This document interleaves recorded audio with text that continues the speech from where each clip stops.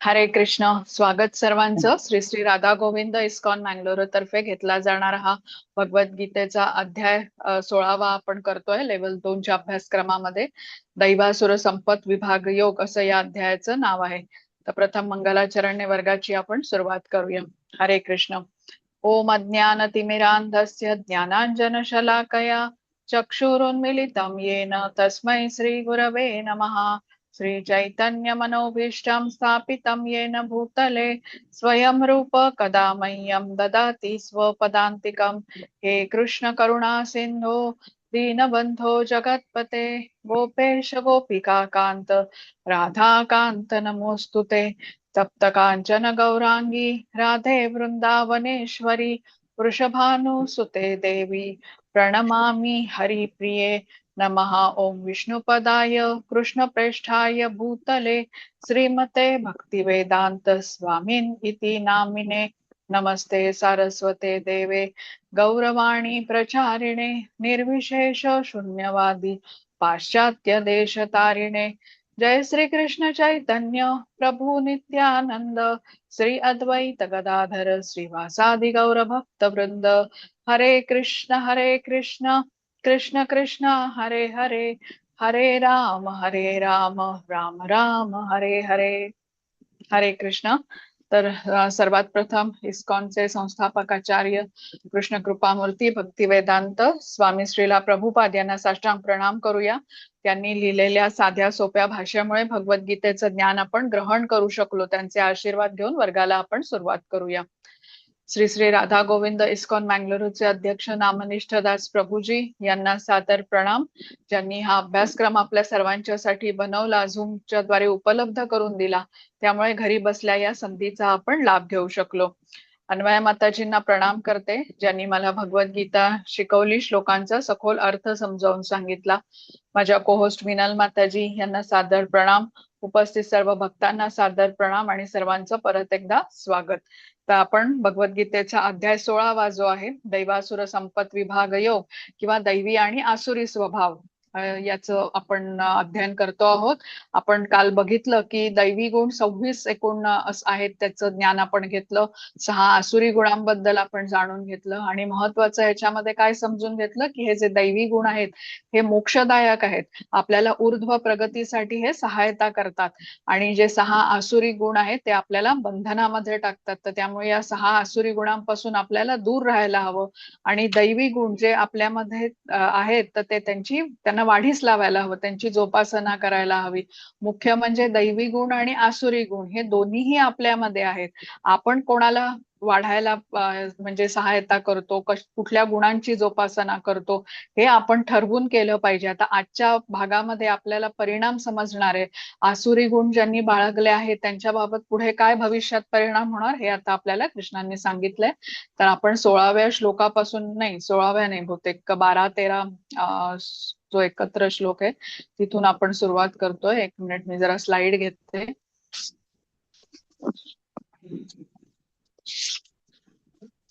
हा, आपण 13, 14, 15 15. म्हणजे 12वा 13वा आपण काल केला होता माताजी, बरोबर ना? हो, आता हा 13 पासून आहे. हा 13 पासून आहे, बरोबर. हा, हरे कृष्ण माताजी.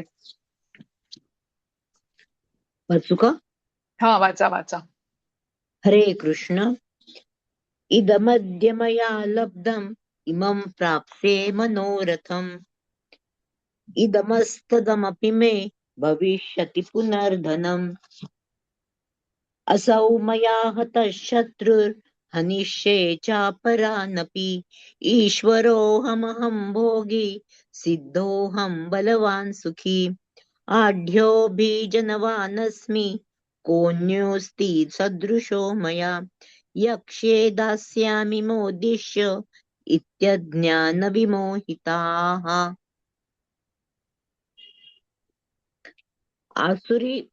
आसुरी मनुष्य विचार करतो की आज माझ्याकडे इतकी संपत्ती आहे आणि माझ्या योजनेनुसार मी अधिक संपत्ती प्राप्त करेन. हे इतके धन माझ्याकडे आहे आणि भविष्यात ते उत्तरोत्तर वाढेल. हा माझा शत्रू आहे आणि मी त्याला मारले आहे आणि माझे इतर शत्रूही मारले जातील. मी सर्वांचा ईश्वर आहे, मीच भोक्ता आहे. मी परिपूर्ण, बलवान आणि सुखी आहे. माझ्या आजूबाजूला माझे वैभवशाली नातलग असलेला मीच धनाढ्य मनुष्य आहे. माझ्यासारखा बलवान आणि सुखी इतर कोणीही नाही. मी यज्ञ करेन, मी दान देईन आणि याप्रमाणे मी मौज मजा करेन. अशा प्रकारे आसुरी लोक अज्ञानाने मोहित झालेले असतात. हरे कृष्ण. हरे कृष्ण. आता आसुरी वृत्तीचा माणूस विचार कसा करतो हे या श्लोकामध्ये सांगितलंय, की आता माझ्याकडे तो म्हणतो एवढी संपत्ती आहे, पुढच्या काही वर्षात मी ह्याच्यामध्ये अजून भर घालेन आणि असं करत करत काही वर्षांनी अनेक पटीने माझ्याकडे संपत्ती होईल, खूप धनाढ्य होईन मी आणि माझ्यासारखा कोणी समाजामध्ये अजून धनाढ्य व्यक्ती नसेल. कोणी माझी बरोबरी करण्याचा प्रयत्न जरी केला तरी मी त्याला संपवून टाकेन. म्हणजे जो कोणी आता उत्कर्ष करत असेल तर त्याला हा शत्रू मानेल, कारण त्याच्या दुसऱ्याच्या उत्कर्षाकडे, प्रगतीकडे हे याला सहन होत नाही, ईर्ष्या करतो असा व्यक्ती, आसुरी व्यक्ती. तर मी संपवूनच टाकेन, माझ्याहून श्रेष्ठ कोणी असूच शकत नाही. कोणीही माझ्यापेक्षा वरचढ जर का होऊ लागला तर त्याला मी त्याचा नाश करेन. म्हणजे दुसऱ्याची प्रगती, दुसऱ्याची भरभराट अशा आसुरी व्यक्तींना अजिबात बघवत नाही. तर ही त्यांच्यातली ईर्ष्या, द्वेष हे सगळं कठोरतेने आलेले त्यांच्यामधले हे गुण असतात. आपण धनाच्या बद्दल त्यांना खूप आसक्ती असते आणि दुसऱ्याची प्रगती होताना बघून ते अजिबात ते सहनच करू शकत नाहीत. आता हिरण्यकश्यपूचं उदाहरण आपण आसुरी प्रवृत्तीसाठी अनेकदा इथे घेतलंय बघा या अध्यायामध्ये. तर त्याचा मुलगा आता हा प्रल्हाद होता. तर या प्रल्हाद पासून हिरण्यकश्यपूला काही धोका होता का? पण नाही. पण तरीही या प्रल्हाद नारायणाची भक्ती करतो, नारायणाचं गुणगान करतो, हे त्याला मान्य नव्हतं. मलाच एक काय, मीच एक काय तो सर्वश्रेष्ठ आहे, गुणगान करायचं तर माझंच व्हायला पाहिजे. तर त्यासाठी त्याने एवढ्याशा बालकावर पण किती अत्याचार केले, त्याला मारून टाकायचा कट रचला. आणि असे हे आसुरी लोक असतात जे महत्वाकांक्षा पूर्ण करण्यामागे आपण काय करतो काय करत नाही याचा विचारही करत नाहीत. तर श्रीला प्रभुपाद इथे सांगतात की ही जे आसुरी व्यक्तीचे लोक असतात ना, त्यांचं म्हणणं काय असतं, मी नियंत्रक आहे, ईश्वर परमेश्वर जो संपूर्ण नियंत्रक म्हणतो तसे हे स्वतःला समजतात. मीच परिपूर्ण आहे, मीच बलवान आहे, सिद्धोहम बलवान सुखी असं वर्णन आहे बघा. माझ्या शत्रूंचा मी संहार करीन, मी सुखी राहीन. आता दुर्योधनाचं बघा वागणं कसं होतं, सदैव कट रचत होता तो पांडवांना राज्याबाहेर काढण्यासाठी. पांडवांचा संहार कसा करायचा जणू हेच त्याचं ध्येय होतं, सर्व राज्य मला कसं प्राप्त होईल हा विचार त्याचा असायचा. ही आसुरी वृत्ती आहे. कंसाचाही हाच विचार असे, कृष्णाला कसा मारून टाकेन आणि राज्याचा सुखोपभोग घेईन. तर ही आसुरी वृत्ती झाली. एवढी त्यांची धनाकडे तीव्र आसक्ती असते आणि धनसंपत्तीचा उपयोग केवळ स्वतःच्या इंद्रिय उपभोगाच्या त्यांच्या इच्छा पूर्ण करण्यासाठी ते करत असतात. ज्या इच्छा कधी शमत नाहीत. म्हणजे भोगाचं हे स्वरूप आहे ना, की केवळ आपण भोग करूही शकत नाही, भोगाच्या बरोबर दुःखही प्राप्त होतं आणि इंद्रियांच्या इच्छा भडकल्या की मनुष्याचा विनाशच होतो. कारण संपूर्ण आयुष्य जरी कोणी इच्छा पूर्ण करण्यासाठी घालवलं तरी त्या इच्छा इंद्रियांच्या काही संपत नाहीत. समाधान तर प्राप्त होतच नाही आणि अनिर्बंध अशी हाव तयार होते मनुष्यामध्ये. आता मनुष्याचं पोट हे काही हत्तीसारखं नाही की एवढं अन्न त्याला खायला लागतं. पण काही लोक तुम्ही बघितलेत तर कसं आपल्या प्लेटमध्ये खूप अन्न असे वाढून घेतात, खाऊ शकले नाही तर ते टाकून देतात हे अन्न. आता हा जो लोभ आहे ना, आवश्यकतेपेक्षा अधिक गोष्ट बाळगण्याचा, हा मनुष्याच्या शेवटपर्यंत असाच राहतो. आपण म्हटलं ना, ही आसुरी प्रवृत्तीचे जे गुण आहेत ना, ते असे सहजासहजी बदलता येत नाही. त्यांचं काही भाग्य असेल, गुरूंची कृपा झाली, त्याप्रमाणे त्यांनी बदल आपल्यामध्ये घडवून आणले, त्या उपदेश मानून गुरूंचे, तरच हा असा व्यक्ती बदलू शकतो. नाहीतर त्याचा अंतही असाच होतो. आता एकदा एक व्यापारी होता ज्याचं दुकान होतं आणि त्याचा अंतिम समय आला. घाईघाईने त्याची तिन्ही मुलं आता त्याच्या भोवती गोळा झाली. तर त्या व्यापाराने डोळा उघडून हळू आवाजात विचारलं की रामलाल कुठे आहे. रामलाल म्हणजे त्याचा मोठा मुलगा. आता रामलाल पुढे आला आणि म्हणाला, मी इथे आहे बाबूजी. मग त्याने विचारलं, श्यामलाल कुठे आहे. तर श्यामलाल त्याचा मधला मुलगा होता, तो पुढे आला, त्याने सांगितलं मी इथेच आहे. मग तिसऱ्या मुलासाठी त्याने हाक मारली, त्याचं नाव किशनलाल होतं, की किशनलाल कुठे आहे. तर किशनलाल पुढे आला, तो पण म्हणाला मी इथेच आहे बाबूजी. आता ह्या तिघांना त्याने बघितलं आणि त्याच्यात आता अंतिम समय आलेलाच होता त्याच्या जवळ, पण त्याही वेळेला त्याची जी काही उरली सुरली शक्ती होती ती एकवटून त्या व्यापारी मनुष्याने अंतिम क्षणात जणू तो ओरडला की अरे मूर्खांनो, तुम्ही तिघही इथे आहात तर दुकान माझं कोण सांभाळतंय. तर बघा हे असं शेवटच्या क्षणापर्यंत हा जो लोभ आहे ना तो ह्यांचा काही जात नाही. आता मृत्यू समय काही घेऊन तर जाता येणार नाही. जे मिळालंय प्राप्त भौतिक ऐश्वर्य ती इथेच मिळालं आणि इथेच ती सोडावं पण हे लागणार आहे. पण लोभी मनुष्याला हे तत्वज्ञानच समजत नाही. त्यांची जीवन जगण्याची काही मूल्यही नसतात. नीती मूल्य आपण म्हणतो ना, त्यांचं कसं असतं, जे काही मौल्यवान आहे ते माझं कसं करता येईल हा प्रयत्न आसुरी वृत्तीचा असतो. एक सत्वगुणी व्यक्ती बघा एक व्हॅल्यू सिस्टीम घेऊन जगत असतो, की काही गोष्टी मी करेन, काही गोष्टींच्या वाटेला मी जाणार नाही. असं ह्या आसुरी लोकांचं नसतं. जे त्यांना कन्व्हिनियंटली मान्य होईल, जिथे त्यांचा लाभ आहे तिथे ती गोष्ट ते करतात. क्रोध, आसक्ती, मत्सर, ईर्ष्या अशा प्रकारे एक तुलनात्मक त्यांची वृत्ती असते आसुरी लोकांच्या आसुरी वृत्तीच्या लोकांमध्ये. आसुरी प्रवृत्तीमुळे मनुष्याने बघा अशी आधुनिक संस्कृतीमध्ये जी घरं निर्माण झाली केलेली आहेत आता, त्याच्यामध्ये बघितलं तुम्ही तर शरीराला सुखावह अशा सगळ्या अद्ययावत सोयी असतात. आसुरी प्रवृत्ती म्हणजे स्वतःला केवळ शरीर आणि शरीराच्या साठी जे काही महत्व ना ते सगळं तिथे असतं. तर शरीर जे खरं तर काय शारीरिक श्रम करून निरोगी राहू शकेल या शरीर आहे बघा, चालणं फिरणं पाहिजे, हातापायांना योग्य तो व्यायाम मिळाला पाहिजे, त्यांचा वापर झाला पाहिजे आपल्या सर्व अवयवांचा. तर सर्व आता आधुनिक जगात हे कमी होत चालताना आपल्याला दिसतं. कपडे आपटून धुण्याची आता काही आवश्यकता नसते, वॉशिंग मशीन आहे. भांडी धुण्यासाठी हात हलवण्याची काही गरज नाही, डिशवॉशर आले. पाटावर वंटाची तर गेलीच गरज, मिक्सर आला सगळीकडे. पीठ भिजवण्याची आता गरज पडत नाही, फूड प्रोसेसर अगदी भाजी चिरण्यापासून सगळं पीठ भिजवण्यापर्यंत सगळी कामं करतो. आता पूर्वीसारखं सायकलने किंवा आपल्याला पायी चालण्याचंही काम कमी झालं. ऑफिसला शाळेला जाताना आता टू व्हीलर फोर व्हीलर ती पण एसी असलेली चांगली गाणी ऐकत मनुष्य जाऊ शकतो. आता अजून ऍडव्हान्समेंट झाली, टेस्ला सारखी गाडी आली तर तिथे गाडी चालवण्याचे कष्ट नाहीत. ऑफिसमध्येही संगणक असतो, हात म्हणजे कागद पेनाने लिहिण्याची काही आवश्यकता नाही. आता बघा हे सगळं म्हणजे कष्ट कमी झाले, मनुष्याच्या शरीराचे सुखच सुख मिळालं आता मनुष्याला. आता आधुनिक घरांमध्ये आपण बघितलं तर मुंगीलाही प्रवेश नाही बघा. छोट्यात छोटा अगदी हा प्राणी आहे मुंगी, पण त्यालाही घरात प्रवेश नाही. अशाच गोष्टी केल्या जातात. पूर्वीच्या घरात तुम्ही आठवा, मुंगी, झुरळ, कोळी, पाली, गाय, कुत्रा, मांजर हे सर्व माणसांच्या बरोबर गुण्यागोविंदाने राहत असत. अजूनही गावाकडची घरं कोणाचं असेल तिथे कोकणात वगैरे तर आपण हे बघतो. अंगणामध्ये पक्षी येत असत, किलबिलाट असे, झाडांवरती फुलपाखरांच्या आळ्या, फुलांवर येणारे रंगीबेरंगी पक्षी म्हणा किंवा फुलपाखरं हे असं सगळं चित्र दिसत असेल. गावाकडच्या घराला अंगण असे तर एक दोन सापही तिथे राहत असत आणि काही कोणाला त्याचा त्रासही नसे ना कुठलं ऑब्जेक्शन असे कोणाला. म्हणजे आता ही व्यवस्था कशी असते की कुठली मुंगी पण नाही, कुठला कीटक पण घरात येऊ नये. तर तेव्हा जगण्यासाठी बघा पूर्वीच्या काळात कष्ट करावे लागत आणि आता हे जग कसं झालंय आधुनिक हे, की जिथे अन्न भरपूर उपलब्ध आहे पण जगण्याचे कष्ट जणू नष्टच झालेले आहेत आयुष्यातून.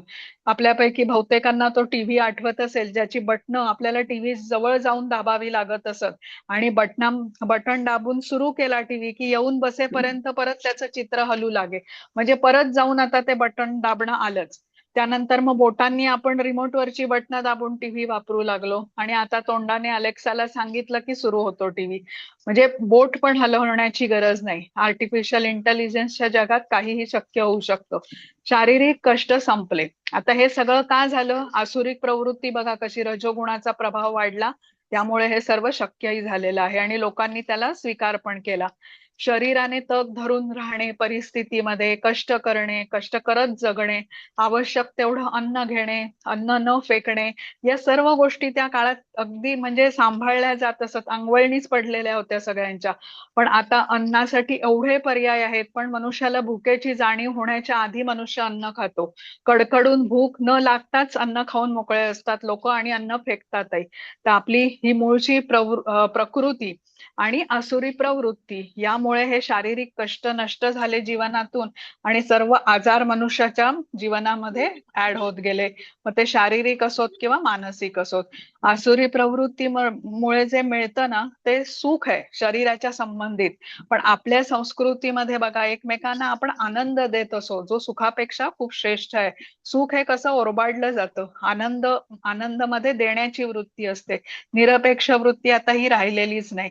म्हणजे कसं आहे, धन कमावणं हे वाईट नसून त्याच्या प्रती असलेली आसक्ती चुकीची आहे, जी या आसुरी वृत्तीमुळे येते.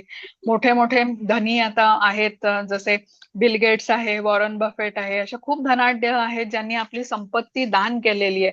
म्हणजे आपण म्हणतो ना, रजोगुणी व्यक्ती ज्या वेळेला अशा प्रकारे दान करतो आणि क्रमशः तो करत राहतो, तेव्हा त्याची मग सत्वगुणापर्यंत प्रगती होऊ शकते. मग आता हे क्रोध, लोभ इत्यादी हे जे असे आसुरी वृत्तीमधले गुण आहेत, अवगुण आहेत, याचं निराकरण होऊ शकतं का? तर होऊ शकेल जेव्हा त्या व्यक्तीने ठरवलं तर. म्हणजे हा बदल आपण म्हणतो ना, कधी बाहेरून घडत नाही, आतून घडत असतो. मनुष्याची तशी गंभीर इच्छा असेल तर रजोगुणी आणि तमोगुणी व्यक्तीला हे समजतं की माझ्यामध्ये काहीतरी दोष आहेत आणि सुधारणा घडण्याचा चान्स आहे, जर का तो मग प्रमाणित आध्यात्मिक गुरूंकडे गेला आणि त्याप्रमाणे बदल घडवून आणले तर. पण अधिकतर वेळेला त्यांचं वागणं हे म्हणजे असं नसतं. ते आपली चूक वगैरे काही स्वीकार करत नाहीत. चुकीच्या गोष्टींबद्दल त्यांना कधी पश्चात्तापही नसतो. ही आसुरी वृत्तीच्या लोकांचं वैशिष्ट्य आहे. अपराध भावना ज्याला आपण म्हणतो ना, गिल्ट येणं. आपल्याला रिअलाइज होतं की माझ्याकडून चूक झाली. ही अपराध भावना त्यांच्यामध्ये, आसुरी वृत्तीच्या लोकांमध्ये नसते.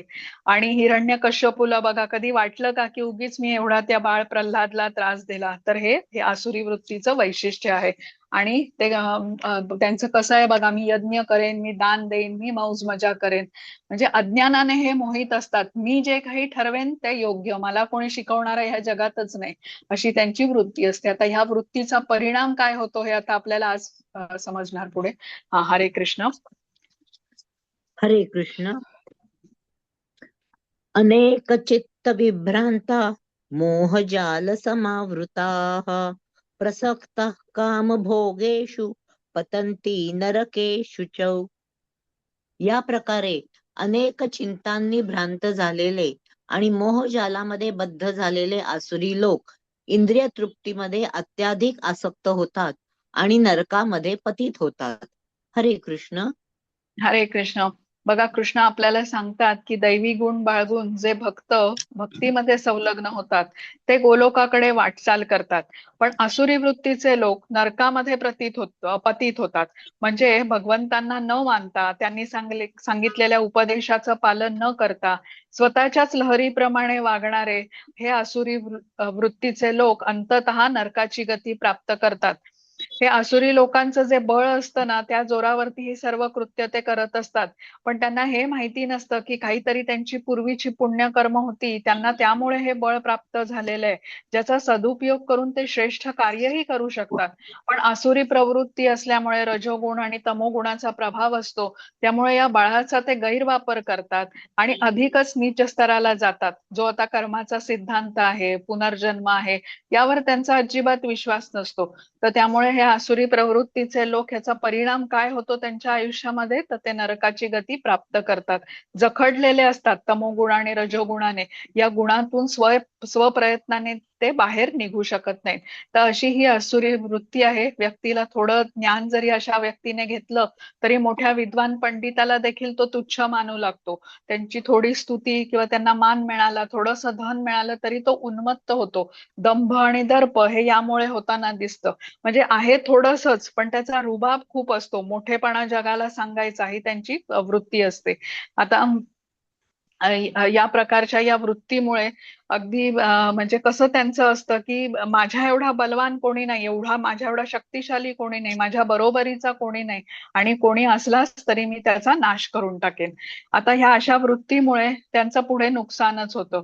आता कधी बघा, म्हणजे आई वडिलांचं पण असंच असतं की त्यांना लहान मुलांना जी शिकवण्याची एक स्टेज असते ना, ज्यावेळेला मूल घडतं, त्यावेळेला त्या मुलांमध्ये जर का असे काही गुण असतील तर आई वडिलांनी योग्य वेळी ते मार्गदर्शन केलं पाहिजे असतं.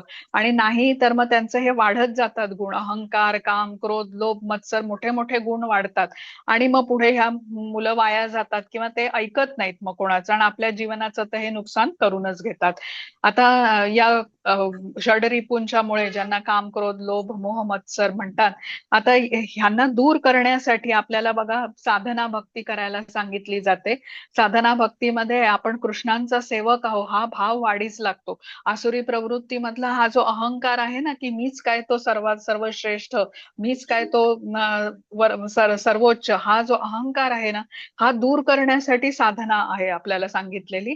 आणि कृष्ण सर्वश्रेष्ठ आहेत, ते या सर्व गोष्टींचे नियंत्रक आहेत, हे तिथे तो जाणू शकतो. आसुरी वृत्ती अनादि जन्म आपल्या सर्वांमध्ये होती आणि सहजासहजी ही जातही नाही. अनेक जन्म लागतात ही साधना करायला, तेव्हा मग कुठेही दूर होऊ लागते. म्हणजे आता तुम्ही बघितलं तर आपली एक पातळी आहे बघा, आणि एक शुद्ध भक्तांची किंवा संत जे आहेत त्यांची एक पातळी आहे जी खूप वरती आहे आपल्यापासून. आता या दोन स्तरांमध्ये जे अंतर आहे ना, आपला स्तर आणि संतांचा स्तर, हा साधनेने कमी करत जातो आपण. म्हणजे आपली प्रगती त्या स्तरापर्यंत, उच्च स्तरापर्यंत करू शकतो. मी शरीरच आहे पासून मी आत्मा आहे या समजण्यासाठी जो अभ्यास आहे ना, तो म्हणजे ही साधना. आता ही साधना किती केली यापेक्षा ती कशी केली याला महत्व आहे. आणि आपल्यात फरक पडतो आहे का हे बघणं पण महत्वाचं आहे. नाही तर मग आपण कितीही प्रवचन ऐका, जप करा, पण आपण बोलायला लागलो की आपली आसुरी प्रवृत्ती दिसते. असे लोक असतात बघा कितीतरी, आपल्याला त्यांनी बोलल्यावरच कळतं की ह्यांच्यामध्ये काहीतरी अभिमान आहे, देहात्मबुद्धी आहे, ताठपणा असतो बघा, विनम्रता नसते त्यांच्यामध्ये. तर इतरांच्या उन्नतीने, प्रगतीने त्यांना त्रास होताना दिसतो. इतरांचा उत्कर्ष झालेला बघवत नाही, दुसऱ्यांचं वैभव, ज्ञान पाहून त्यांना राग येतो, तर हा क्रोध झाला. म्हणजे या विरुद्ध भक्तांची किंवा शुद्ध भक्तांची, संतांची दृष्टी ही कशी असते? कारुण्याची दृष्टी असते बघा, शीतलतेची दृष्टी असते, दुःखावर फुंकर घालणारी असते. आसुरी दृष्टी मात्र निखाऱ्यासारखी जळजळीत, आणि त्यांच्या क्रियाही तशाच असतात, तोडफोड करणे, आदळआपट करणे. काल आपण चित्र बघितली होती ना बरीचशी, तर म्हणजे डिस्ट्रक्टिव्ह ऍटिट्यूड ज्याला म्हणतो ना तसं. आता अज्ञानच आहे त्यामुळे काही फरकही पडत नाही त्यांना. म्हणजे जसा कोणी आता दृष्टीहीन असेल, आंधळा असेल, तर त्याला दिवस काय आहे रात्र काय आहे फरक कळत नाही. तसंच हे असतात. आता लहान मूल असतं जे रांगायला लागतं बघा, तेव्हा त्या मुलालाही कळत नाही, जे काही खाली पडलेलं मिळेल ते तेवढं तोंडात घालायचं एवढंच माहिती असतं, कारण लहानच आहे मूल, त्याला काही समजणार नाही. तसंच ह्या आसुरी वृत्तीचे आहे, त्यांना योग्य अयोग्य काही समजत नाही, विवेक शून्य असतात ते, विवेक जागृतच नसतो त्यांचा. पण सत्वगुणी व्यक्ती हा कसा विवेकशील वागतो. विशुद्ध सत्वगुणामध्ये जेव्हा तो स्थिर होतो, भक्त होतो, तर तेव्हा त्याला काय पाहायचं, काय खायचं, काय ऐकायचं हे अत्यंत विचारपूर्वक तो ठरवतो, आणि मग तो गुणातीत किंवा शुद्ध स्तरापर्यंत पोहोचू शकतो. अज्ञानीला पाप काय पुण्य काय याचा काही विचार नसतो. समोर आहे इंद्रिय उपभोग करायला, तुम्हाला आवडतो आहे आणि मी करणार, असा या आसुरी प्रवृत्तीचा विचार असतो. आता हे जे 6 आपण गुण बघितले आसुरी प्रवृत्ती मधले, ते अत्यंत अहितकारी आहेत. आणि ज्या व्यक्तीमध्ये हे एकत्रितपणे येतील तर त्याचा निश्चित आहे विनाश. आणि आता जर कोणाला मात्र मोक्ष हवा असेल, भगवंतांकडे जाण्यासाठी प्रगती करण्याची इच्छा आहे, तर हे 6 दोष आपल्याला दूर करावे लागतील. आणि हे 6 गुणच आपली आसुरी प्रवृत्ती वाढवतात. आणि हे लगेच जात पण नाहीत, हे म्हणजे अनादि जन्म आपल्यामध्ये टिकतात, विकार उत्पन्न करतात. तर हे आपल्याला लक्षात ठेवलं पाहिजे. आता आपण पुढचा बघू. हरे कृष्ण. आत्मसंभाविता स्तब्धा धनमानमदान्विताः यजन्ते नाम यज्ञैस्ते दंभेन विधिपूर्वकम्. स्वतःला श्रेष्ठ मानणारे आणि सदैव उद्धट असणारे, तसेच धन आणि खोट्या प्रतिष्ठेने मदांध झालेले आसुरी लोक कधी कधी शास्त्रांच्या विधी विधानांचे पालन न करता केवळ अहंभावाने नाममात्र यज्ञ करतात. हरे कृष्ण. हरे कृष्ण. आता इथे आपल्याला सांगितलेलं आहे की हे जे आसुरी प्रवृत्तीचेच गुण आपण शिकतोय इथे. आसुरी प्रवृत्तीचे हे लोक कसे असतात सांगितले, स्वतःला श्रेष्ठ मानणारे, उद्धट असे असतात, म्हणजे ह्यांची वृत्तीच तशी असते. बघा आता आजकाल असे कितीतरी लोक आपल्याला सोशल मीडियावरती असतात जे काही रिमार्क्स देतात, म्हणजे प्रसिद्धी मिळवण्यासाठी मोठा यज्ञ इत्यादी ते करतात, त्याची खूप ऍडव्हर्टाईज करतात, पेपरमध्ये, सोशल मीडियावर सर्वत्र जाहीर करतात अमका यज्ञ आहे वगैरे. आणि त्यांचा काहीतरी अशा गोष्टी ते बोलतात आपल्या ह्याच्यामध्ये भाषणामध्ये, की त्याच्यामध्ये समाजामध्ये क्रोध निर्माण होतो, जातपात वगैरे अशा विषयांवरती बोलल्याने भावना तशा भडकवल्या जातात. भगवंतावर त्यांचा खरा विश्वास नसतोच, पण भक्तीमध्ये प्रगती करायची किंवा चित्तशुद्धी करण्याची पण त्यांची इच्छा नसते. पण असा म्हणजे काय म्हणतात, तो दिखावा असा करतात की जणू ते मोठे धार्मिक आहेत, नाटक करतात म्हणून. दंभेन अविधीपूर्वकम असं वर्णन आहे बघा. म्हणजे त्यांचा आणि हे असं करून त्यांचा तो अहंकार बळावतो. धनमान मदान्विता, म्हणजे त्यांच्याकडे खूप धन असल्यामुळे अहंकार त्यांना येतो. आणि अहंकारी व्यक्ती बघा, कुठे सभेमध्ये गेला, अगदी विद्वानांच्या सभेमध्ये जरी गेला तरी मला किती जास्त माहिती आहे, मला खूप ज्ञान आहे, हे त्याचा सांगण्याचा प्रयत्न असतो. जे कोणी संत असतील, महात्मे असतील, ते जे काही बोलत असतील त्या बोलण्याकडे आपण लक्षपूर्वक ऐकावं, त्यांच्याकडून शिकावं अशी त्याची इच्छा नसते. मी किती मोठा आहे, मी किती श्रेष्ठ आहे हे दाखवण्याची त्याची म्हणजे काय म्हणतात ती त्याची पद्धत असते. आता खरं तर साधू भक्त असे श्रेष्ठ बोलत असताना आपण लक्षपूर्वक हे ज्ञान ऐकून ग्रहण करण्याचा प्रयत्न असला पाहिजे. आपण म्हणतो ना, शिष्य कसा त्याची जाणून घेण्याची इच्छा असते. पण आसुरी प्रवृत्ती म्हणजे जे काही ज्ञान आहे ना, ते काही माझ्याचकडे आहे, मला कोणी शिकवू शकणार. म्हणजे आणि दिखावा मात्र असा करायचा की मी खूप धार्मिक प्रवृत्तीचा आहे. आता आपण 12वा अध्याय शिकलो बघा. 12व्या अध्यायामध्ये कृष्णांनी भक्ती योगामध्ये आपल्याला सांगितलं की त्यांना अनन्य भक्ती ही सगळ्यात प्रिय आहे. पण ती जमत नसेल तर साधना भक्ती करा, तीही जमत नसेल निष्काम कर्म करा, तेही जमत नसेल तर सकाम कर्म करा. म्हणजे समाजातील लोकांना तुम्ही मदत करा, अन्नदान, वस्त्रदान इत्यादी करा, आजारी लोकांच्या साठी तुम्ही मदत करा. आणि हे असं केल्याने फळापासून तुम्ही अलिप्त लावू शकता कर्माच्या, चित्तशुद्धी होते याने. पण हे आसुरी वृत्तीचे लोक केवळ यज्ञ करण्याचं नाटक करतात, दिखावा करतात, आणि त्यामुळे हा तमोगुणी यज्ञ ठरतो. तमोगुणी यज्ञाचं फळ काहीही मिळत नाही, चित्तशुद्धी अजिबात होत नाही. कारण मुख्य म्हणजे काय की त्यांचा भगवंतांवरती विश्वासच नसतो ना, शास्त्रांवरती विश्वास असतो. ते कार्य कशासाठी करतात? स्वतःच्या प्रतिष्ठेसाठी, कीर्तीसाठी, प्रसिद्धीसाठी. त्यामुळे कुठलाही लाभ त्यांना हे असं केल्याने मिळत नाही. आता काल आपण समजून घेतलं होतं बघा की कृष्ण भावनेमध्ये कृती करण्यामागचा भाव खूप महत्वाचा असतो. आता एखादा अशिक्षित व्यक्ती असेल, तो भगवद्गीता कदाचित वाचू शकणार नाही. कोणी निर्धन व्यक्ती असेल तर तो पंचपक्वान्नांचा भोग भगवंतांना अर्पण करू शकणार नाही. पण त्याने एखादे प्रेमाने फूल जरी अर्पण केलं भगवंतांना, तर कृष्णांना असा भक्त अतिशय प्रिय असतो. कारण त्याचा भाव निष्काम आहे, प्रेमामुळे त्याने ते फूल भगवंतांना अर्पण केलेलं आहे. आता या उलट कोणी धनाढ्य व्यक्ती असेल, 56 भोग अर्पण करेल, मोठी पूजा ठेवेल, खूप चर्चा करेल, पेपरमध्ये, सोशल मीडिया सगळ्यांवरती माहिती देईल या पूजेबद्दल, पण त्याच्या मनात जर का कृष्णांच्या बद्दल प्रेम नसेल तर तेही भगवंत जाणतात, कारण हृदयातच स्थित आहे. तर त्यामुळे कृतीच्या मागचा भाव प्रेम आहे का जगाच्या समोर हा नाटक करतोय हे कृष्ण जाणतात. आणि त्याच्या अनुसरूनच त्या व्यक्तीला कृपा प्रदान करत असतात. भावग्राही जनार्दन असं म्हटलं जातं कृष्णांना त्यासाठी.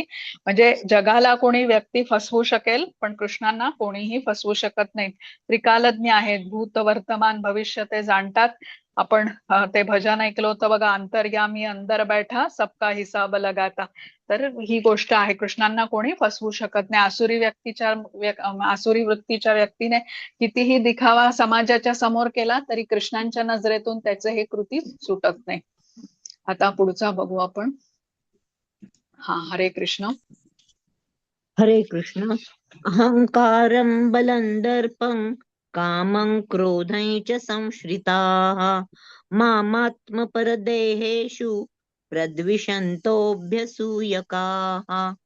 मिथ्या अहंकार, बल, गर्व, काम आणि क्रोध यांनी मोहित झालेले आसुरी लोक स्वतःच्या देहामध्ये आणि इतरांच्या देहामध्ये स्थित असलेल्या परमपुरुष भगवंताचा द्वेष करतात आणि खऱ्या धर्माची निंदा करतात. हरे कृष्ण. हरे कृष्ण. आसुरी प्रवृत्तीच्या आसुरी वृत्तीचं बघा इथे अजून वर्णन आहे. मिथ्या अहंकार हा पहिलाच शब्द आहे. मिथ्या अहंकार म्हणजे मी करता आहे ही भावना, आणि मी करता असल्यामुळे मी भोगणार पण. आता हे काय येतं? अज्ञानामुळे येतं. खरं तर कृष्ण आहेत भोगता, आणि करता तेच आहे. सगळ्या गोष्टी त्यांच्यामुळेच आपल्याला प्राप्त आहेत. स्वामी आहेत, ते नियंत्रक आहेत या जगाचे, पालन पोषण करता आहेत. पण हे आसुरी वृत्तीचे लोक हे मान्यच करत नाहीत. हिटलरचं उदाहरण होतं बघा, जे 1 कोटी ज्यू लोकांना त्याने गॅस चेंबर मध्ये ठेवून मारलं होतं, आणि स्वतःही आत्महत्या केली होती. म्हणजे इतर जीवांनाही यातना आणि स्वतःलाही यातना. कुठले आतंकवादी बघा, कधी ट्रेनमध्ये कुठे गर्दीच्या ठिकाणी बॉम्ब इत्यादी ठेवतात, स्फोट घडवून आणतात, अनेक जण त्याच्यामध्ये जखमी होतात. आणि मग हे पकडले जाण्याची वेळ आली ह्यांची, की ते स्वतःवर गोळी झाडून स्वतःचा जीवही घेतात. ही झाली ही आसुरी प्रवृत्ती. आता आसुरी प्रवृत्तीतला व्यक्ती भगवंतांना मानत नाही, तो स्वतःलाच सर्वश्रेष्ठ किंवा बलशाली मानतो. म्हणजे मी काहीही करेन, मला कोणी थांबवू शकत नाही. तर त्यामुळे हे हृदयात त्याच्या हे जे अनर्थ आहेत ना, सर्व काम, क्रोध, लोभ, त्यामुळे त्याचं हृदय कठोर असं असतं. इतरांच्या बद्दल तो विचार करत नाही, दुसऱ्याला काही दुःख होईल वगैरे, हे असे विचार त्याचे आसुरी वृत्तीच्या मनाला नसतात. दुसऱ्या व्यक्तीच्या भावना, सुख दुःख समजून घेण्याची क्षमता नसते, ज्याला आपण एम्पथी म्हणतो ना, की दुसऱ्याच्या बद्दल जाणून घेण्याची क्षमता, ही एम्पथीच त्याच्यामध्ये नसते. आसुरी प्रवृत्तीचा व्यक्ती केवळ स्वतःबद्दलचा विचार करतो, स्वार्थी असतो. दुसऱ्यांची सुख दुःख समजणं ही मोठी उच्च भावना आहे. आणि असा जो व्यक्ती असतो ज्याच्याकडे दुसऱ्याची सुख दुःख जाणू शकतो, हा कधी दुसऱ्या व्यक्तीचा भोग करू शकत नाही. कोणी व्यक्ती दुःखी असेल तर अशा वेळेला त्याला तो मी कशी मदत करेन हे करण्यासाठी तो व्याकुळ असतो. म्हणजे हा गुण असेल एम्पथीचा किंवा दुसऱ्याची दुःख समजून घेण्याचा, तर मग लोभ वगैरे येणारच नाही बघा. पण हे आसुरी प्रवृत्तीचे लोक आपले नातेसंबंध ही स्वार्थाच्या हेतूने बनवतात.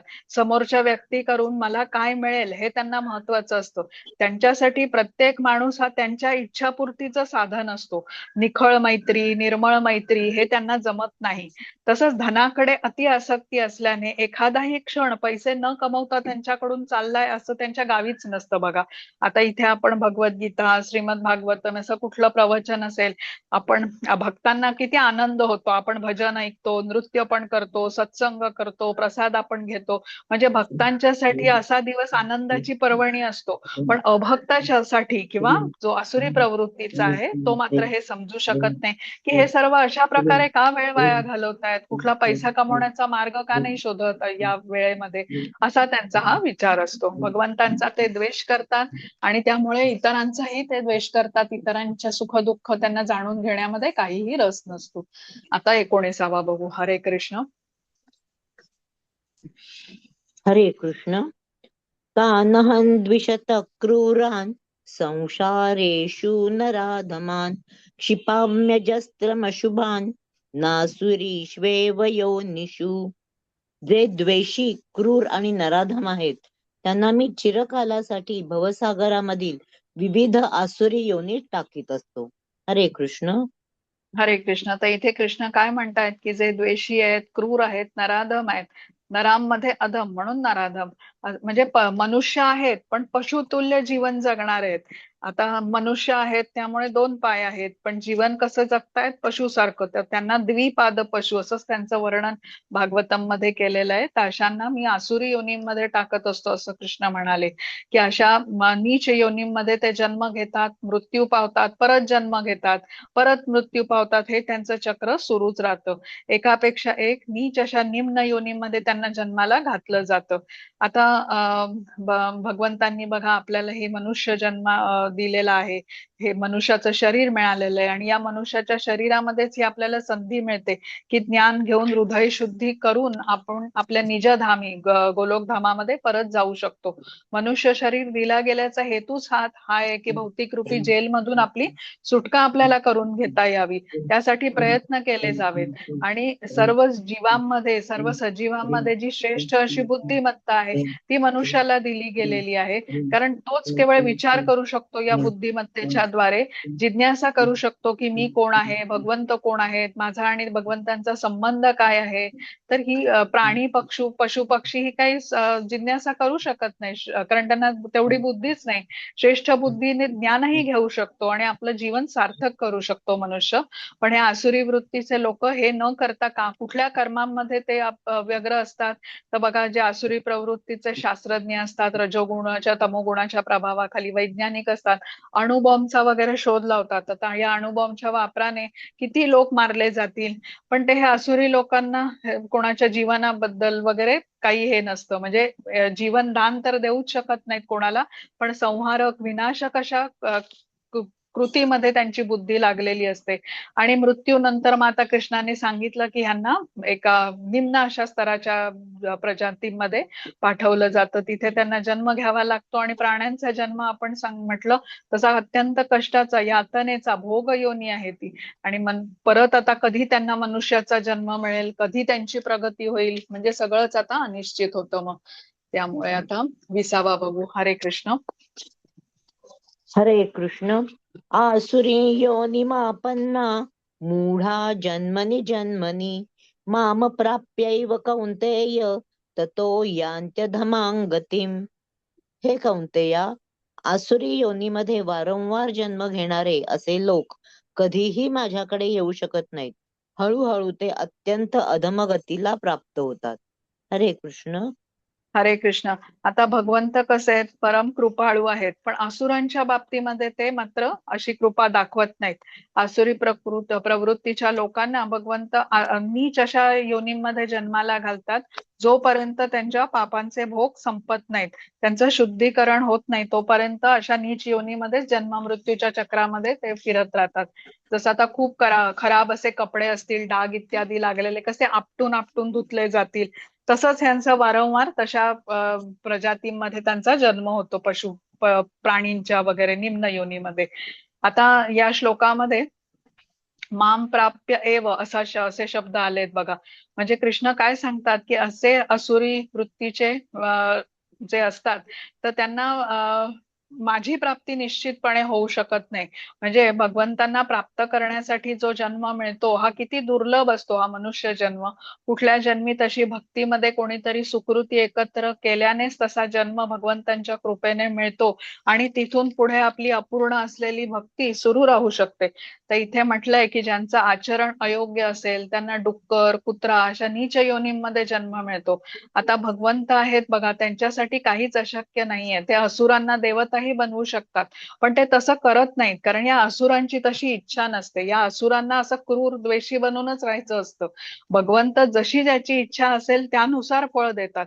कृपा करायचीच असेल तर आपल्या भक्तांच्या द्वारे ते कृपा करतात. स्वतः कृपा न करतात, नेहमी भक्तांच्या माध्यमातून कृपा करतात. कारण कृष्णांना आपल्या भक्तांचा गौरव व्हावा, भक्तांचं गुणगान व्हावं अशी इच्छा असते. मृगारीची कथा आपण ऐकली होती बघा, तो तमोगुणामध्ये स्थित होता, पण नारद मुनींची कृपा त्याच्यावरती झाली. म्हणजे भगवंतांनी डायरेक्टली मृगारीचा उद्धार नाही केला, तर भक्तांच्या द्वारे कृष्ण ही कृपा करतात, हे स्पष्ट आहे. तर कृष्ण सर्वांकडे सम असतात, जशी ज्याची इच्छा आहे तसं ते करतात. भक्ताच्या इच्छेमध्येही हस्तक्षेप करत नाहीत.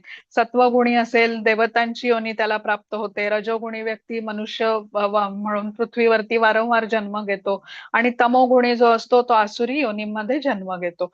म्हणजे भगवंत हे ठरवत नसून जीव त्याच्या कर्माने आणि इच्छेनेच पुढचं शरीर कुठलं प्राप्त होईल हे ठरवत असतो. तर म्हणजे आसुरिक योनीमध्ये आहेत म्हणजे भगवंतांची ते घृणा करत होते मनुष्य जन्मामध्ये, म्हणूनच त्यांना हा आता जन्म प्राप्त झालेला आहे. आणि आता मनुष्य जन्म प्राप्त होऊन त्यांनी बघा कसं द्वेषी असतात, क्रूर असतात, धनाकडे आसक्ती असते, दुसऱ्यांच्या बद्दल त्यांना अजिबात काय म्हणतात ते प्रेम नसतं, आणि त्यामुळे मग हे असे परिणाम त्यांना भोगावे लागतात. नरकाच्या गतीला ते जातात आणि इच्छाच तशी आहे, त्यांच्यात बदल घडवून आणण्याची पण त्यांना शक्यता नसते. तर त्यामुळे मग त्यांना कर्माचा परिणाम हा भोगावा लागतो. आता पुढचा बघू आपण.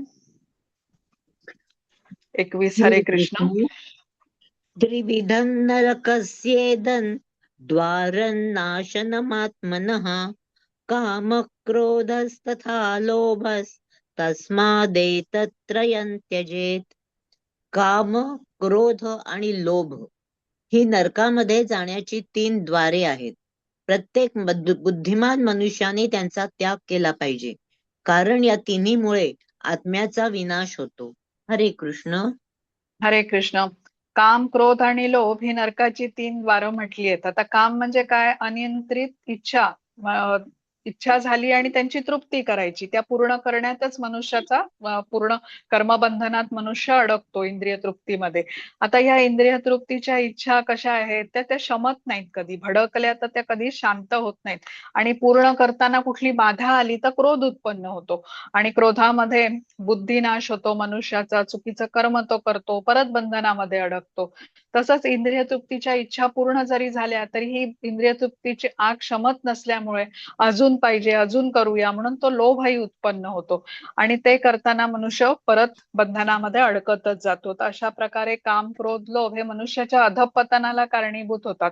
अधःपतन म्हणजेच प्राण्यांच्या शरीरामध्ये जन्म, कृष्णांचं पूर्ण विस्मरण अशा प्राण्यांच्या शरीरामध्ये. आता काम, क्रोध, लोभ हे आत्म्याला कृष्णापासून अशा प्रकारे खूप दूर नेऊन सोडतात. आत्मा जेवढा कृष्णांच्या पासून दूर तेवढा तो अधिक दुःख भोगत असतो. म्हणून काम, क्रोध, लोभ याचा बुद्धिमान मनुष्याने त्याग केला पाहिजे, कारण या तिन्हीमुळे आत्म्याचा विनाश होतो हे सांगितलेलं आहे. आता मूळ कारण काय आहे? तर काम. काम म्हणजे या असंख्य ज्या वासना आहेत, इच्छा आहेत, तर ते मूळ कारण आहे. जर का कामच नसेल तर क्रोधही नसेल आणि लोभही नसेल. म्हणून शास्त्र आपल्याला काय सांगतात की हे जे काम आहे ना, काम म्हणजे आपल्याला स्वतःची इंद्रिय तृप्ती करण्याची जी इच्छा असते ती न ठेवता ती बदलली गेली पाहिजे. कृष्णांच्या बद्दल प्रेम उत्पन्न झालं पाहिजे आणि कृष्णांना प्रसन्न करण्याची आपली इच्छा आपल्याला ठेवायला हवी. सो जेव्हा कामाचं रूपांतर प्रेमामध्ये होतं ना, तेव्हा मग हा बदल घडून येऊ शकतो. आता क्रोध जो असतो, म्हटलं पहिल्यांदा काम असतो, कामाच्या नंतर क्रोध येतो. तर क्रोधाला कामानुज, अनुज म्हणजे आपण म्हणतो ना लहान भाऊ, असंच म्हटलं जातं. जिथे काम आहे तिथे क्रोध पण आहे आणि लोभ पण आहे. जसे आता हे कौरव होते बघा, अत्यंत लोभी होते. सर्वच राज्य बळकवायचा त्यांचा विचार होता. पण युधिष्ठिर महाराजांना कसं अजातशत्रू म्हटलं जायचं, ते राजा बनले असते तर त्यांनी दुर्योधनालाही राज्य करायला जागा दिली असती. विशाल हृदयी असे होते, बंधूच मानत ते कौरवांना आपलं. पण दुर्योधनाचा मात्र लोभी स्वभाव होता, त्यामुळे त्याला एक आसुरी प्रवृत्ती होती. एकमेव राजा कोण, तो मीच बनणार, सगळी सत्ता माझ्या हातात हवी, हा त्याचा लोभ होता. आणि आता बघा भारत देश आपला किती आक्रमण झाली आपल्या देशावरती. मुघलांनी आक्रमण केलं, ब्रिटिशांनी राज्य केलं. म्हणजे काय, तर दुसऱ्यांची जमीन बळकावून स्वतःची करायची या हेतूनेच ते झालेली होती. तर कौरवही अशाच पापमय कृतीमध्ये लागले होते. पण हे धर्मयुद्ध जे कृष्णांच्या द्वारे रचलं गेलं, तर तिथे कृष्ण हेच सांगतात की अधर्माचा जो असतो ना, जो अधर्माच्या आहारी गेलेला असतो, काम, क्रोध, लोभ यांच्या आहारी गेलेला असेल तर त्याचं पतन हे निश्चित आहे. नरकस्य द्वारम असंच म्हटलेलं आहे. एतत्रयम त्यजेत, म्हणजे या तिन्हीचा त्याग केला पाहिजे हे कृष्णांनी आपल्याला सांगितलं. परिणाम सांगितला, धोक्याची सूचना दिली की आसुरी प्रवृत्ती बाळगणाऱ्यांना नरकाची प्राप्ती होईल. म्हणजे अशी आसुरी प्रवृत्ती बाळगल्याने मनुष्य अधोगतीकडे तीव्रतेने जाईल, नरकाकडे. उतारावरती जसं म्हणतो ना, धोंडा घरंगळत येतो, वेगाने खाली येतो तो. ते पतन कोणी थांबवू शकत नाही. त्यामुळे आत्मा जेव्हा अशी नीच योनी प्राप्त करेल तेव्हा तो अत्यंत दुःखी होईल आणि कष्टामध्ये राहील. आता ही गोष्ट सरळ सरळ समजायची तर शुद्ध भक्त कृष्णांच्या जवळ असतात बघा, म्हणजे उलट्या दिशेने ऊर्ध्व प्रगती करत असतात. त्यामुळे जीव जेवढा कृष्णांपासून दूर तेवढा आत्मा दुःखी, आणि जेवढा आपण कृष्णांच्या जवळ जवळ जाऊ तेवढे आपण आनंद किंवा सुख हा प्राप्त करू शकत असतो. तर आता पुढचा बघू आपण, 22वा. हरे कृष्ण. हरे कृष्ण. एतैर्विमुक्त कौन्तेय तमोद्वारैस्त्रिभिर्नरः आचरत्यात्मनः श्रेयस्ततो याति परां गतिम्. हे कौन्तेया, जो मनुष्य नरकाच्या या 3 द्वारातून सुटला आहे तो आत्मसाक्षात्कारासाठी श्रेयस्कर असे कार्य करतो आणि क्रमशः परमगतीला प्राप्त होतो. हरे कृष्ण. हरे कृष्ण. आता हे तीन आपल्यातले दोष म्हणूया, काम, क्रोध, लोभ, मनुष्य जीवनाचे सगळ्यात मोठे शत्रू आहेत. त्यांच्यापासून आपल्याला सावध राहिलं पाहिजे. जसं हायवे वरती बघा ट्रकच्या मागे लिहिलेलं असतं ना, सावधानी हटी दुर्घटना घटी. तसंच आहे, आपलं लक्ष जर का इथे तिथे गेलं, आपण साधना करत नसू, कृष्ण भावनेशी जोडलेले नसू, तर हे मायेचे सगळे शत्रू आहेत. मायेच्या प्रभावाने हे गुण जे येतात ते आपल्याला बंधनामध्ये अडकवतात. काम, क्रोध, लोभ ह्याच्यापैकी काममुळे आपल्यामध्ये भोगवृत्ती येते, क्रोधाने आपल्यामध्ये नियंत्रण करण्याची इच्छा येते इतर जीवांना, आणि लोभामुळे आपल्यामध्ये स्वामित्वाची भावना येते. तर या तीन शत्रूंपासून आपण दूर राहिलं पाहिजे, तेवढंच आपलं मग जीवन शुद्ध बनू शकतं. तर कृष्ण या तीन शत्रूंपासून दूर होण्याचा मार्गही आपल्याला सांगतात. पहिली पायरी म्हणजे गुरूंचा आश्रय घ्यायला पाहिजे. दुसरं म्हणजे आपल्याला शास्त्रांचं विधिविधानांचं पालन केलं पाहिजे. तिसरं म्हणजे आपण तपस्या केली पाहिजे. तपस्या म्हणजे काय? ही भक्तीची नियामक तत्व जी आपल्याला सांगितली, मांसाहार न करणं, त्याच्यानंतर जुगार न खेळणं, नशा न करणं, अवैध संबंध न ठेवणं, हे आपल्याला पाळलं पाहिजे. इंद्रिय निग्रह, आत्मसंयमन केलं पाहिजे आपल्याला. आणि आध्यात्मिक ज्ञान प्राप्त करून भगवद्गीता, श्रीमद भागवतम अशा ग्रंथांचा अभ्यास करत राहिलं पाहिजे, यांच्या संपर्कात राहिलं पाहिजे, भक्तांचा संग ठेवला पाहिजे. आणि हे करत राहिलं तर मग आपण क्रमशः पायऱ्या चढून आत्मसाक्षात्काराच्या स्तरापर्यंत उन्नत होऊ शकतो. आता ज्या स्तरावरती आपण आहोत, तर जर का या स्तरावरती असताना आपण काम, क्रोध, लोभच्या आहारी गेलो, तर या स्तरावरून आपण अधोगतीला म्हणजे अजून खालच्या स्तरावरती जाऊ. पण जर का आत्ताच्या स्तरावरून आपण कृष्णांच्या बरोबर जोडून घेतलं, तर आध्यात्मिक ज्ञान घेतलं, तर आत्ताच्या स्तरापेक्षा वरचा स्तर म्हणजे ऊर्ध्व प्रगती आपली होऊ शकते. भक्तीमध्ये संलग्न होऊन आपण भक्तीच्या एक एक ज्या पातळ्या आहेत ते वरचे स्तर आपण गाठू शकतो. पण परत आपल्याचकडे हा निर्णय आहे. हा म्हणतो आपण तसं, जीवाकडे हे स्वातंत्र्य आहे, सूक्ष्म स्वातंत्र्य ठरवण्याचं की कुठला पर्याय निवडायचा. कृष्णांनी आता धोका कुठे आहे ते सांगितलं, काम, क्रोध, लोभ यातून सुटकेचा मार्ग पण सांगितला. पण निर्णय करायचं स्वातंत्र्य परत आपल्याला दिलेलं आहे की तुम्ही ठरवा आता तुम्हाला कुठल्या दिशेने जायचंय. तर कृष्ण भावनेमध्ये प्रगती करण्याची संधी सगळ्यांना, इथे कुठेच भेदभाव नाहीये. तुम्ही कुठल्या कसेही म्हणजे अशिक्षित असाल, शिक्षित असाल, धनी असाल, निर्धन असाल, स्त्री असाल, पुरुष असाल, वृद्ध असाल, लहान असाल, सगळ्यांना कृष्ण भाव म्हणजे कृष्ण सगळ्यांचा उद्धार करतात. सर्वांना कृष्ण स्वीकार करतात. पण इच्छा जीवाची असायला हवी. आता पुढचा बघू. हरे कृष्ण. यशास्त्रविधिमुत्सृज्य वर्तते कामकारतः न स सिद्धिमवाप्नोति न सुखं न परांगतीम. जो शास्त्रविधींचा त्याग करतो आणि आपल्या लहरीप्रमाणे कर्म करतो, त्याला सिद्धी, सुख आणि परमगतीही प्राप्त होत नाही. हरे कृष्ण. हरे कृष्ण. आता या श्लोकात कृष्ण परत एकदा सांगतात की माझ्या आदेशाचं पालन न करता आपल्या मर्जीप्रमाणे तुम्ही वागलात तर तुम्हाला सुख मिळणार नाही, सिद्धी मिळणार नाही आणि परमगतीही मिळणार नाही. शास्त्रविधींचा त्याग म्हणजे शास्त्रांच्या विधिविधानांचं पालन न करणं. आता जे असं करतात त्यांच्या बरोबर काय होतं हे आता आपल्याला सांगितलंय या श्लोकामध्ये की यांचं नरकामध्ये पतन होतं. त्यांना सुख परमगती मिळत नाही, म्हणजे याही जीवनात त्यांचं काही कल्याण होत नाही, पुढच्याही जीवनामध्ये त्यांचं म्हणजे इहलोकातही नाही आणि परलोकातही नाही. आणि हे जे मार्ग आपल्याला सांगितलं आसुरी वृत्तीचा काय असतो, तो कृष्णांचा द्वेष करतो. कारण कृष्णांनी सांगितलेल्या विधिविधानांचं तो पालन करत नाही, तर त्याची गती काय होते हे कृष्णांनी इथे या 23व्या श्लोकामध्ये आपल्याला सांगितलं. आता 24वा श्लोक बघू आपण. हा, हरे कृष्ण. हरे कृष्ण. तस्मात् शास्त्रं प्रमाणन्ते कार्याकार्यव्यवस्थितौ ज्ञात्वा शास्त्रविधानोक्तं कर्म कर्तुं मिहार्हसि. म्हणून मनुष्याने शास्त्रविधींच्या द्वारे कार्य आणि अकार्य यांच्यामधील भेद जाणला पाहिजे. अशी विधिविधाने जाणून मनुष्याने कर्म करावे, जेणेकरून त्याची क्रमशः उन्नती होईल. हरे कृष्ण. हरे कृष्ण. तर इथे कृष्ण सांगतात की शास्त्रांच्या विधिविधानांचं पालन आपण केलं पाहिजे. शास्त्रांच्या द्वारे ज्ञान घेऊन पापकर्म कोणतं, पुण्यकर्म कोणतं, अकर्म कुठलं, अकर्म म्हणजे ज्या कर्माचं फळ आपल्याला बंधनात टाकत नाही, हे सर्व ज्ञान आपण प्राप्त केलं पाहिजे आणि त्यानुसार आपण आचरण केलं पाहिजे. आणि हे ज्ञान आपण कुठून प्राप्त करू शकतो, तर प्रमाणित आध्यात्मिक गुरूंकडून प्राप्त करू शकतो.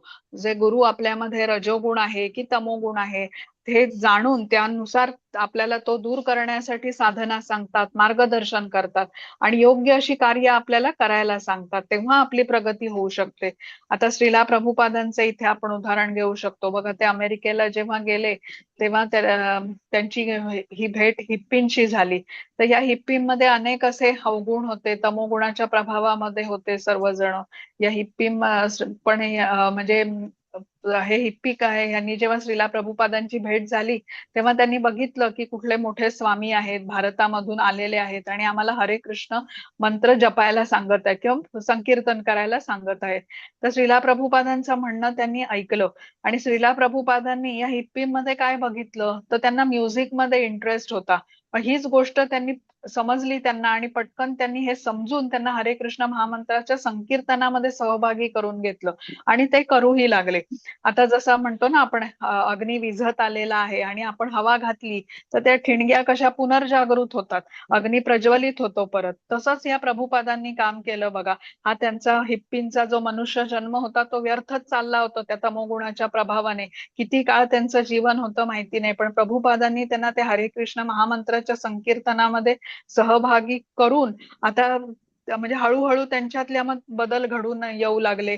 चुकीच्या गोष्टी त्यांच्यातल्या जाऊ लागल्या, तेही मंत्राचा जप करू लागले आणि आचरण सदाचाराने ते राहू लागले. म्हणजे बघा ठरवलं आपण तर मग ते कार्य होऊ पण शकतं. आता जसं आता आपल्याला एखादा कालच्या ह्याच्यामध्ये आपण जे उदाहरण बघितलं होतं आंब्याचा वृक्ष, आपण बघितल्यावर आपल्याला समजतं की कोणीतरी हे रोप लावलेलं असेल, तो जतन केलं असेल, त्याची काळजी घेतली असेल, तेव्हा आता तो मोठा वृक्ष झालेला आहे आणि तो आंबे पण देतोय. तर या गोष्टी ज्या आहे ना, आसुरी प्रवृत्ती जी आहे ना ती अशीच निघू शकत नाही. तर त्याच्यासाठी कोणीतरी त्याच्या मागे गुरु सारखी श्रेष्ठ व्यक्ती असायला पाहिजे, तेव्हाच तो हे तमोगुण आणि रजोगुणाचा जो प्रभाव आहे तो आपल्यातून दूर करू शकतो. अन्यथा स्वबळावरती हे बाहेर निघू शकत नाहीत. तर इथे चित्रामध्ये जसं दाखवलंय बघा, कृष्ण तर स्वतः भगवान होते पण त्यांनीही गुरूंकडून मार्गदर्शन घेतलं आणि सांदीपनी ऋषींच्या आश्रमामध्ये ते जाऊन राहिले होते. तर हे आपण त्यांच्या उदाहरणावरून समजू शकतो की आपल्याला गुरूंचं मार्गदर्शन घेणं ही कृष्णांनी केलेली व्यवस्था आहे. ज्या भक्ताला कृष्णांपर्यंत पोचायचं आहे त्याला कृष्णांची शुद्ध भक्ताची कृपा प्राप्त होणं हे आवश्यक आहे. तर इथे आता 16वा अध्याय बहुतेक संपलेला आहे ना, इथे आहे का? हो. नाही, चार्टच आहे बरोबर. तर ते इथे कृष्ण आपल्याला काय सांगतात की हे दैवी प्रवृत्तीचे जे लोक असतात ते शास्त्रांचं पालन करतात आणि आपली बुद्धी मात्र वापरून आपण चुकीची कार्यही करू शकतो, पण शास्त्र आपल्याला योग्य तेच करायला शिकवतात. म्हणून कृष्णांनीही गुरूंचा स्वीकार केला होता. जसं मी सांगितलं, सांदीपनी ऋषींच्या आश्रमामध्ये त्यांनी राहून मार्गदर्शन केलं होतं. तर ही आपल्यातली दैवी प्रवृत्ती जी आहे ही आपल्याला जर का वाढीस लावायची असेल तर आपल्याला गुरूंचा स्वीकार केला पाहिजे. हे गुण जे आहेत ते आपल्याला जोपासले पाहिजेत. गुरूंनी दिलेली साधना आपण केली तर दैवी गुण आपल्यामध्ये स्थिर राहतील आणि अन्यथा मायेच्या प्रभावामुळे आपण रजोगुण तमोगुणाच्या प्रभावाखाली एकदा गेलो की ही आसुरी प्रवृत्ती आपल्यामध्ये बळ जेव्हा पकडू लागेल तेव्हा हे सगळं आहेच, मग ते काम क्रोध लोभांच्या आहारी जाऊन पुढे नरकाची गती प्राप्त होईल आणि हे थांबवू शकत नाही. एकदा मनुष्य त्या स्थितीला पोहोचला ना त्याला मग ते आळा घालणं फार अवघड होतं. म्हणजे आपण म्हणतो ना, prevention is better than cure. एखादा आजार होण्याच्या पूर्वीच आपण काळजी घेतलेली बरी. तर जेव्हा आपण ही साधना करतो, भक्तांच्या संगतीमध्ये राहतो, श्रीमद भागवतम भगवद्गीता याच्या संपर्कामध्ये राहतो, तेव्हा आपला हा संयम रोजच्या रोज म्हणजे म्हणतो ना एक ती साधना असते आपल्यामध्ये. आपण असं सहजासहजी ती वाईट गोष्ट त्या मार्गावरती जाऊ शकत नाही. तर हे आपल्याला लक्षात ठेवलं पाहिजे. आणि ही जी सर्व शास्त्र आहेत ती अपौरुषेय म्हटली जातात, कृष्णांच्या द्वारे ही रचित आहेत. तर त्यामुळे सर्व साधू संत हे भगवंतांनी दिलेली ही जी ग्रंथ आहेत याच्या निसंशयपणे स्वीकार करतात. भगवंतांच्या वाणीवरती विश्वास ठेवून हा मार्गाचा स्वीकार करून त्यांनी ही प्रगती केलेली असते. आता शुद्ध भक्त इतके संत आहेत, इतके महात्मे आहेत, तर या शास्त्राच्या आधारावरच त्यांनी ही स्थिती गाठलेली आहे ना. पण आसुरी प्रवृत्तीच्या लोकांचा विश्वासच नसतो, ना भगवंतांवर असतो ना भगवंतांच्या वाणीवर असतो. आपल्या मनाला जे वाटेल तसं ते वागतात आणि शेवटी हे आसुरी प्रवृत्तीचे गुण बाळगल्याने परिणाम काय होतो हेही कृष्णांनी सांगितलं. तर या अध्यायातून आपण काय सार घेतलं तर दैवी गुण हे आपली उन्नती घडवून आणतात आणि आसुरी गुण हे पतनाच्या मार्गावरती घेऊन जातात, हे आपल्याला कृष्णांनी इशारा दिलेला आहे.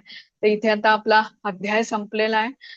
मी रेकॉर्डिंग थांबवते आणि मंगल माताजींनी आज वैष्णवगीत तयार केलंय ना. हरे कृष्ण. हो माताजी. हरे कृष्ण मग दररोज. म्हणताय का तुम्ही? हो माताजी म्हणते. हा. हरे कृष्ण. करायची माताजी सुरुवात? हो हो करा सुरू. रेकॉर्डिंग राहू देत चालू. जीव जागो, जीव जागो, जीव जागो, जीव जागो, गौरा चांद बोले, होत निद्रा जाओ माया, तुमच्या तीर कोले, जीव जागो, जीव जागो, गौरा चांद बोले, बदी बबलिया ऐसे संसार भीतरे, भूलिया रोहिले तुम्ही अविद्यार भरे, जीव जागो, जीव जागो, गौरा चांद बोले, तो मारे लोई तो आम्ही होईनु अवतार, आम्ही बिना बंधुआर के आछे तो मार, जीव जागो, जीव जागो, गौरा चांद बोले, येनेची औषधी माया नशिबार लागी, हरिनाम महामंत्र लो तुम्ही मागी, जीव जागो, जीव जागो, गौरा चांद बोले, भक्ति विनोद प्रभु चरणे पडिया, ते हरि नाम मंत्र लोई दे मगिया, जीव जागो, जीव जागो, गौरा चांद बोले, होतो निद्रा जाओ माया, पिशाचीर कोले, जीव जागो, जीव जागो, गौरा चांद बोले, जय श्री कृष्ण चैतन्य प्रभु नित्यानंद, जय द्वैत चंद्र जय गौर भक्त वृंद, हरे कृष्ण कृष्ण कृष्ण हरे हरे, हरे राम राम राम हरे हरे. गौरांग महाप्रभू सर्वांना सांगत आहेत की जागे व्हा, झोपी गेलेल्या जीवांनो जागे व्हा. एखाद्या पिशाच्या प्रमाणे असलेल्या मायेच्या कुशीत आपण पुष्कळ वेळ झोपलेले आहात. भक्ती सेवेला संपूर्णपणे विसरून या जन्ममृत्यू जगात तुम्ही स्वतःला हरवून बसला आहात. तुमचा उद्धार करण्यासाठीच मी अवतार घेतला आहे. दुसरा कोण आपला खरा मित्र आहे? मायेचा प्रभाव दूर करण्यासाठी हे औषध मी आणलेले आहे. या हरिनाम महामंत्रासाठी आता प्रार्थना करा आणि हरे कृष्ण कृष्ण कृष्ण हरे हरे, हरे राम राम राम हरे हरे, या महामंत्राचा स्वीकार करा. श्रील भक्तिविनोद ठाकूर गौरांग महाप्रभूंच्या चरणी दंडवत घालीत म्हणतात, या महामंत्राची भिक्षा मागत मी भगवंतांच्या चरणी समर्पण करीत आहे. हरे कृष्ण.